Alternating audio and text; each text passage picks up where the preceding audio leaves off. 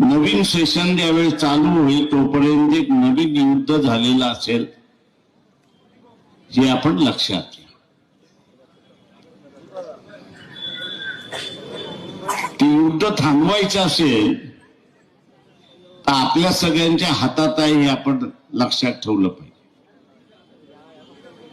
एवढे दिवस आपला असताना अमेरिकेशी भांडण झालं होतं का? तर नाही. अचानकपणे भारताचं आणि अमेरिकेचं भांडण काय आहे? अचानकपणे भारताचं आणि अमेरिकेचं भांडण काय आहे? भांडणाचा कळीचा दारच कोणी जर कोण असेल तर गुजरातचा गाठ्या आणि फाफडा, गुजरातचे गाठ्या आणि फाफडा हे दोघे त्याला जबाबदार आहेत हे आपण लक्षात घ्या. अमेरिकेने काय म्हटलं की आमचा रशियाचा तेल विकायला भारताचा विरोध आहे.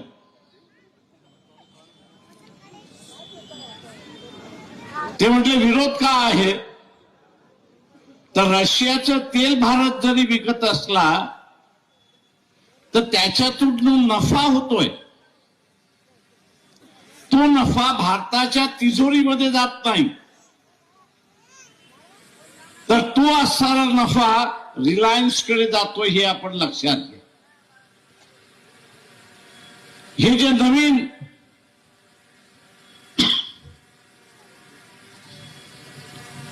पेट्रोल पंप आपण बघितलेला आहे, नैना म्हणून आपण बघितलेला आहे,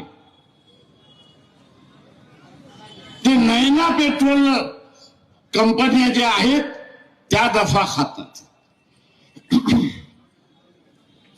हा नफा साधा सुद्धा नफा नाहीये.